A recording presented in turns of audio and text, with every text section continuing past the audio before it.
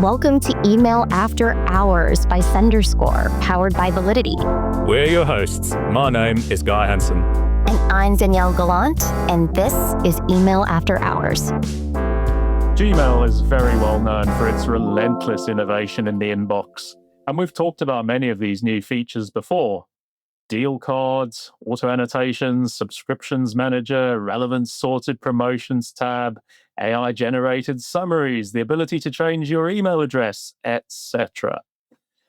But we're also starting to see some potentially unintended consequences, especially with open rates. That's what we're talking about today. Regular listeners will notice Danielle isn't with us today. She's on show duty this week. Instead, we're joined by Laura Christensen, Senior Director of Professional Services, Validity's awesome team of strategic email consultants. They work with some of the most well-known email programs all around the world. So, very well positioned to provide some expert commentary on what's happening. Laura, welcome to the show. It feels like forever since you last joined us on Email After Hours. It has been a while. Thank you, Guy. I'm happy to be here. Wonderful. Well, you know the format. You know we like to kick off with a quick icebreaker just to get the conversation rolling. And I wanted to ask you, last week you attended the Inbox Expo event in Atlanta, near to home for you. I've already seen a load of great commentary about the event on LinkedIn. What was the single most interesting thing that you learned while you were there? You know, your biggest aha moment? There were a lot of great sessions and some consistent themes, but I think one that you'll appreciate, Guy, is the danger of over personalization. You and I have joked that every year for the past 10 years, people have said that this is the year of hyper personalization at scale. But after a decade, it's actually within reach. We've seen advancements in customer data platforms, predictive analytics, and generative AI. But Chad White during the conference was warning of brands at risk of losing their voice and their brand identity. Emails essentially being watered down to a selection of product recommendations based on behavior and predictive analytics, and the risk of a loss of trust for our channel, as we've seen over on the social media side. So it was very interesting perspective. That's seriously interesting. You know, we've touched on, is hyper personalization overhyped, or is it going to become the real deal? I love that, Laura. So, into our conversation today. Since the beginning of the year, we've been seeing reports of Gmail open rate drops of 30% or more. And we've definitely heard corresponding feedback directly from our clients. So, what's going on? Well, the most widely discussed explanation is that Gmail has reduced the frequency of their image prefetching, including open tracking pixels that are routed through their proxy servers. And our own Validity data showed image loading activity dropped by roughly a third in late November of last year. But we dug a little bit further and found that's actually only part of the story.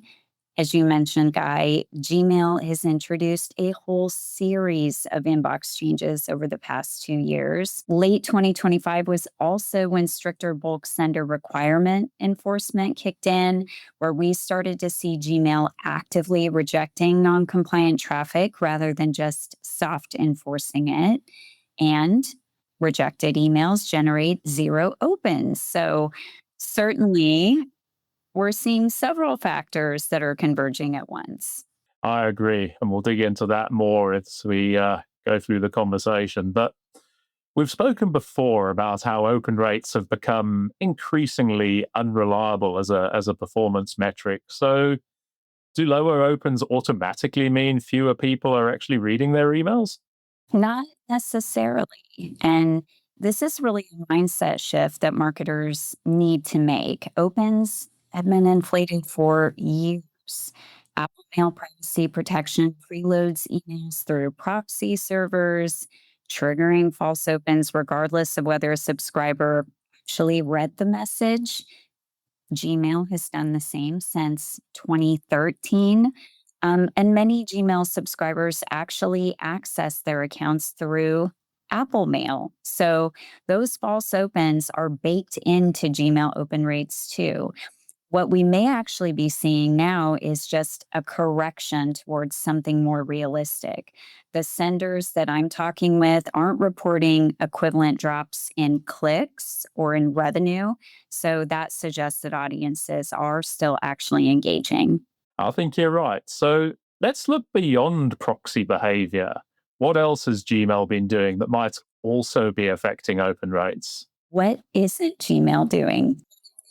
Biggest changes has been the introduction of relevant sorted promotion tabs, which means that Gmail now ranks emails by engagement rather than recency. So it means lower engagement senders get buried, essentially creating a vicious cycle where these emails display lower, they get seen less, and therefore they're generating even less engagement. We've also seen auto annotations. So Gmail regularly extracts promotion details, images, and discount codes from emails and displays them as previews in the promotions tab. So essentially, subscribers can see their offers without even opening their emails, and then they can click through directly. And I know, Guy, that you talk a lot about AI in the inbox. So, how would you say AI is also having an impact? Oh man, you're putting me in the hot seat, Laura. Thanks. I think the short answer to that question is yes, absolutely. I think a big part of what we're talking about today is definitely related to AI generated summaries.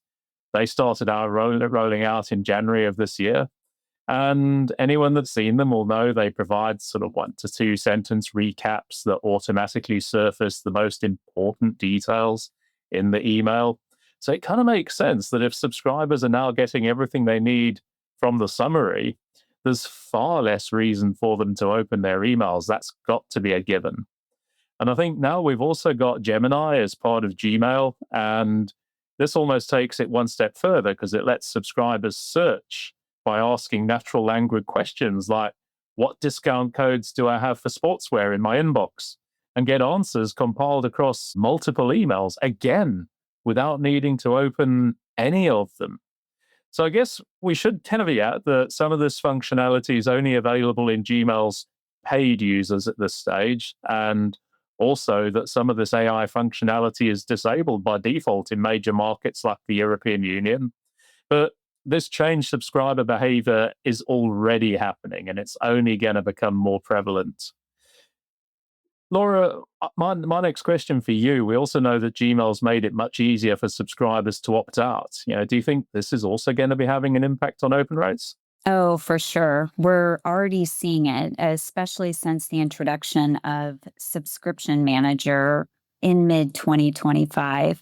It's given users a single dashboard to unsubscribe from any sender in just one click without even opening an email. We see lists shrink and therefore opens drop, especially with the automatic pixel fires. And I'll also make a sidebar comment about message clipping. It's not a new topic, but relevant to this conversation because Gmail clips when HTML size exceeds 102 kilobytes. So if your tracking pixel is at the top of the email, the truncation means that it's not going to fire. And then lastly, we should also talk about Gmail's new functionality to change addresses. When this happens, marketing emails sent to the old address land in a dead inbox. No opens, probably don't expect them from the new address either. Absolutely right. Some really great points there. So I wonder, is any of this actually bad news for email marketers? Or are most of these changes actually nudging them towards better practices that are going to deliver more responsiveness from their programs? Honestly, it's not entirely bad news. The senders who are panicking are the ones who probably have been papering over weak engagement with inflated metrics. But Gmail's changes, from what I'm seeing, are really pushing senders towards what good email marketing looks like anyway: relevant content to engaged audiences. So if your clicks and revenue haven't dropped proportionately to your opens, there's a sign that your real audience is still there. You're losing phantom opens, but not real readers. 100%. I couldn't agree more. So for those panicking senders that you alluded to, or maybe even good senders who know there's still an opportunity for improvement, how should they be responding to all of this? Where do we start? There are a few concrete areas, and senders can start by reviewing their compliance. Noncompliance is now an active rejection risk. It's no longer a best practice issue. So it means reviewing your authentication, especially because of the new DMARC updates, reviewing your complaint rates, your unsubscribe handling, your bounce monitoring, using Google Postmaster Tools V2 to monitor for rejection specific error codes. You also want to separate your sending streams. This means using distinct from addresses, subdomains, and even having content structures for transactional versus promotional messages, just to help keep your routing clean. You want to protect subscriber trust. You also want to suppress inactive Gmail segments more aggressively than ever. The relevant sorting promotions tab means that those inactive subscribers are actively dragging down your visibility. So, defining tighter engagement thresholds, especially at Gmail, is critical. And I know, Guy, that you and Raphael actually ran a really great webinar last month that was all about optimizing for AI summaries. So I'm going to turn it back to you. What are some of the great takeaways that you would share from that, especially for Gmail? I've got to say, you're right. We touched a lot on Gmail in that webinar, and I strongly recommend watching the recording, listeners, if you haven't already. But 3 specific tactics come to mind immediately. I think the first is make sure you're front loading your content, because AI summaries use the earliest readable text that they can find in the message. So your key content, your call to action, they need to be near the top of the email, not buried after a hero image, or buried in a hero image for that matter. They need to be right up at the top where they're going to be found straight away. Definitely check your email file sizes. I think that was a great point you raised a little bit earlier on. As you said, Gmail's audit typically clips at about 102K. And the consideration there is that a lot of senders have their tracking pixels right down at the end of the email. So anytime there's Gmail truncation happening, it's probably clipping out that tracking pixel, which is going to dampen your open rates too. And then I think the third thing is implement Gmail's annotations. They made this available as a tool for email marketers. I think Gmail's been a little bit disappointed with the uptake, and so they're doing it automatically quite often. And sometimes the results are pretty good, and sometimes they are less than good. So rather than letting Gmail auto-extract your offer, take control of what gets surfaced in the promotions preview. And as a sidebar comment, also build in CTAs that actually need a click. Don't just hand over a promo code in the preview that doesn't need any further action. So those were some of the key points from the webinar. Laura, we also touched on this new challenge created by the ability of Gmail subscribers to change their addresses. So for many marketing programs, email address is almost their primary customer identifier. So does this need to change? Marketers definitely need to start thinking beyond the email address. Loyalty programs, first party identity resolution, and progressive profiling all reduce your dependency on that single address that could either change or go dormant. So, absolutely. I feel like we're giving our listeners a lot of homework today. Where does this all go from here? Should marketers be emotionally detaching from open rates? At least partially. Opens still matter directionally. If you see a sudden drop, it could still point to a potential problem, but they can no longer be treated as a precise KPI. Almost you need to think of them more like a health signal than a real performance metric. If your opens are low, but you're still seeing clicks and revenue holding steady, then that's very different to everything declining in tandem. The goal now is really to optimize for usefulness and genuine engagement, not just visibility and vanity metrics. At the end of the day, Gmail is not broken, it is evolving, and mailbox providers are going to keep prioritizing relevance and trust and user intent over sender volume. AI is really meaning that inboxes are becoming interpreters of email content, not just containers for it.